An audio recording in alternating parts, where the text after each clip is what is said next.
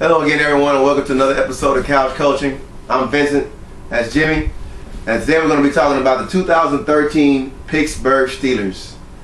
And so we'll talk about the first 4 games. We're going to break them down in quarters. We'll talk about the first 4 games and also how they fared in preseason. So, again, the Pittsburgh Steelers this year, they were 0-4 in preseason. Yes, they were. Yeah, 0-4 in the preseason, but the all-important third game is the one that counts the most. And that was 26-20. Chiefs beat them. I didn't really get to watch this game too much, but I did like what I saw when it came to the offensive line and Todd Haley's scheme that he wanted to run. They're going to a zone blocking scheme this year. I think with the pieces that we have in place with Castrol, Gilbert, Foster, and of course Pouncey, these guys being the guards and the tackles, they do a lot of good pulling. From what I saw, they were really crisp on their pulling block assignments and their the running back. The running back situation to me, which we'll get into as well. If y'all haven't heard, we just cut Jonathan Dwyer. Right. I don't think either one, him or Redmond, was going to be the fit for this team. We've got Bell, which we drafted, which right now he's dealing with something going on with a ligament in his foot. Yeah, they can call it a foot strain or something like that. It's not the leg sprain. Not a leg sprain, right. Yeah, so luckily he'll be back within probably week 5 or week 6. But he's going to be the starter once he gets back. Howling, in my opinion, should be the starter. I'm not sold on Redmond on this zone blocking scheme because he's a downhill power back. Right. And since you don't have that one cut, going another direction, I don't think he's a good fit.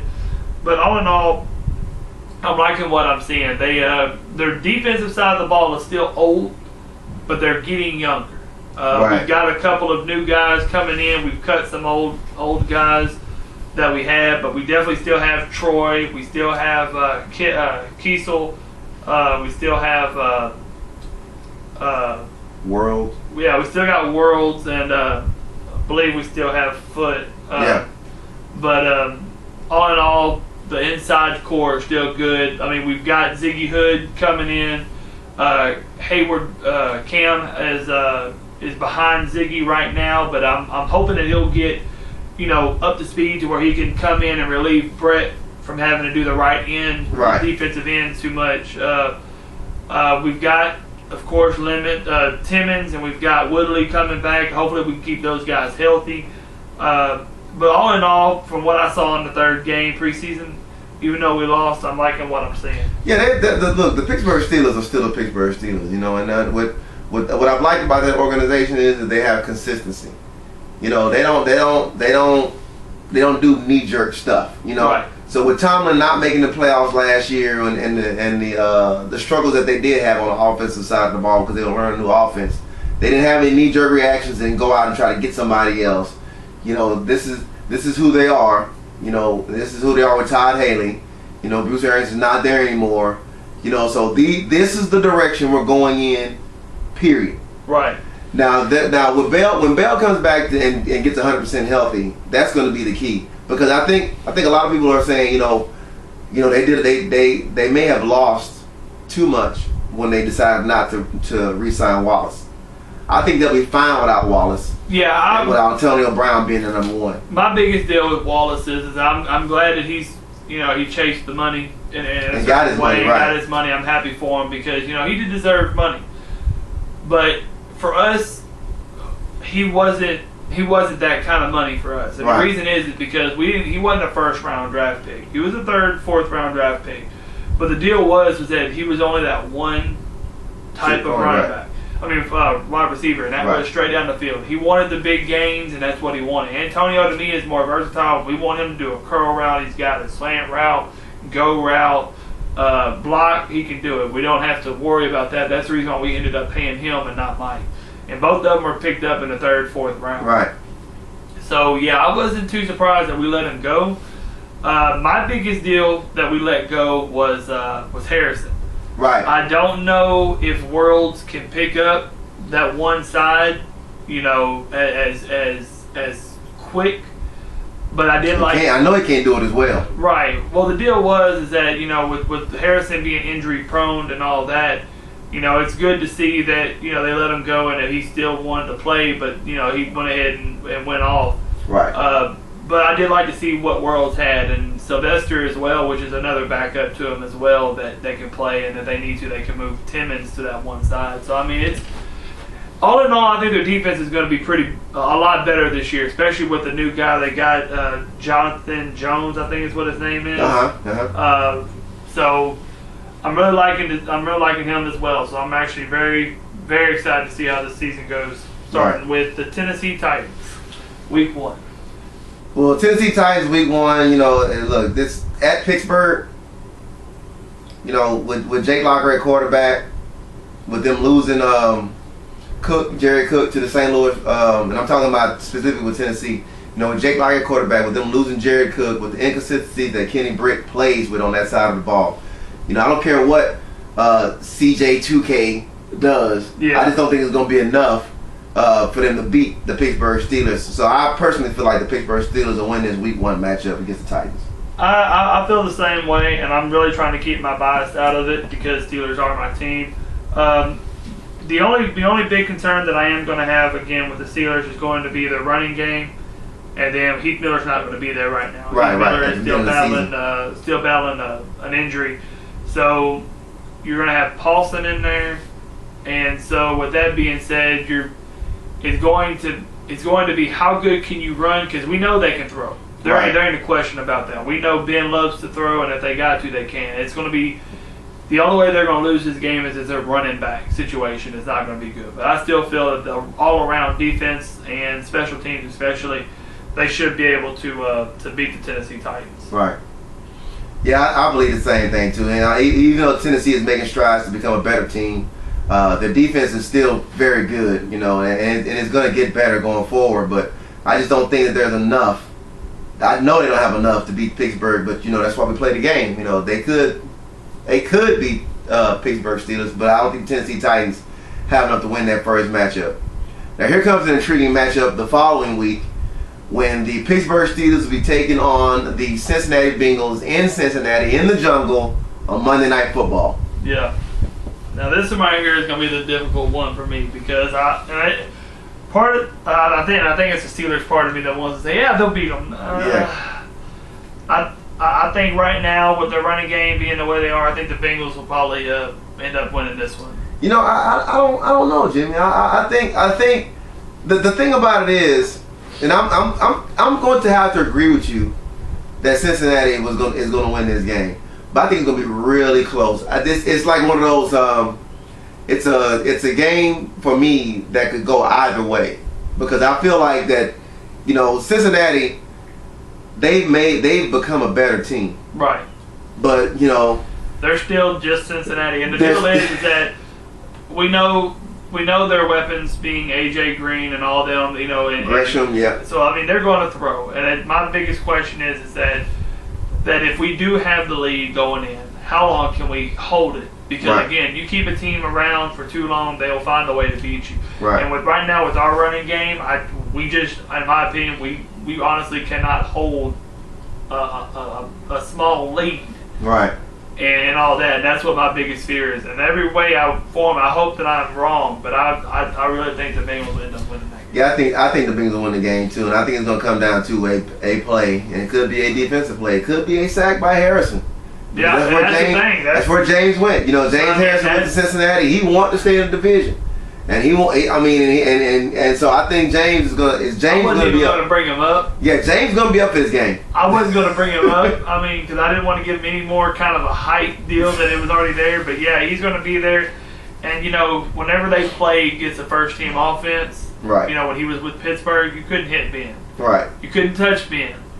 He's coming for Ben. Ben's been there for 9 years, I think now, and so he's coming for him. He can touch him now. There is no, he got a red shirt on, I can't have the back off. Right. No, he's coming, and they're going to let him go, and that's the thing as well. So, I think the Bengals will probably end up winning this one. Yeah, so I think we're both agreeing that after the first 2 weeks of the season, that the Pittsburgh Steelers will be 1-1. And then they play the Chicago Bears on Sunday Night Football at home. That's 2 primetime games. 2 primetime games in a row. Now this one, I think they'll win on this one. I think the Pittsburgh Steelers will actually beat the Chicago Bears in this one. I haven't seen a whole lot from Chicago watching them in preseason. I'm just going off of what I've seen, as in like previous last year and all that kind of stuff. I know things have changed there, right? But I'm still going to go ahead and say that Chicago will end up losing that one. Pittsburgh will come out on top. Yeah, this is going to be a tough one for me. Man, to be honest with you, I feel like because I've seen a couple of Chicago's games in the preseason, and the offense looks good. But Jay Cutler, as good as he is, as good as an arm talent he is, he feels like his arm can outthrow anything. Right. And I think he's going to make a mistake. With Troy out there, with Clark out there, I think he's going to make a mistake. And that's going to be the thing. And I think it's going to be the thing that's going to determine the game. Yeah, because we all know Matt Forte can run. Right. That's no question about that. They're going to run. So the deal is that this is where our middle linebacker and our outside linebackers are going to have to play. Right. Because the deal is, if you can stop them from running the ball all day, right, if you can stop them and then force them to throw, and like Troy Polamalu and them, and Ike Taylor and Ryan Clark and all them, do what they do best. Right. Then I don't think it's going to be, a decision that's going to come down to a fourth quarter 2-minute, drill. I think Pittsburgh should end up having it. Yeah, like I said, this is another one of those toss-up games for me. And the first game I went against Pittsburgh, and I think I'm going to have to go against them again. I just think Chicago will have enough offensive talent to get past Pittsburgh in this particular matchup. So I think that the Pittsburgh Steelers will be 1-2. No, I'm saying 2. And you said it'll be 2-1. And then going into Sunday's matchup, the next game they'll be playing the Minnesota Vikings in Minnesota. And look, as much as I like AP, he's from my hometown. AD all day, or Adrian Peterson, however you want to call him. He's from my hometown of Palestine, Texas. I feel like with Christian Ponder at quarterback, they can hang it up. They can hang it up. I don't see them beating Pittsburgh. Yeah, because I think the only way that they'll beat them is if Adrian Peterson has off. And that can happen. I mean, we've seen it happen. Yeah. I mean, there is no, he can do it. I mean, right. He can single-handedly defeat an NFL team just by himself. But I just don't see him going up and racking up 200 yards, 175 yards of rushing yards against the Pittsburgh Steelers. Especially if they get out in front, right? Right. So I definitely think that they're going to have to sit there and they're going to have to rely on Ponder throwing, and I just don't think they have enough wide receivers. And when you look at it, their defensive side of the ball, I'm not sold on Minnesota's defense either. And I think that with even if our running game isn't there, we can still throw to Antonio Brown, the new kid Wheaton that we have, Emmanuel Sanders. By that time, they're saying that he should be back. He should be back by that time. You got Heath now. So, I honestly think that we have enough weapons on the offensive side that will out-counter their defensive side. Right. So, I really think that by the end of the four-game regular season, I'm saying 3-1. He's saying 3-1. I'm saying 2-2 for the first quarter of the season. And look, and again, these things, because again, for me, I say 2-2, but the two losses that I'm giving him could easily go one way or the other, because I don't, the Chicago game, I know they have a new coach, but this guy, he was a great coach in the CFL. I know the CFL, not the NFL. Yeah, and I know Trestman, I think his name is Trestman, but he was also an offensive coordinator in the NFL before he went to the CFL.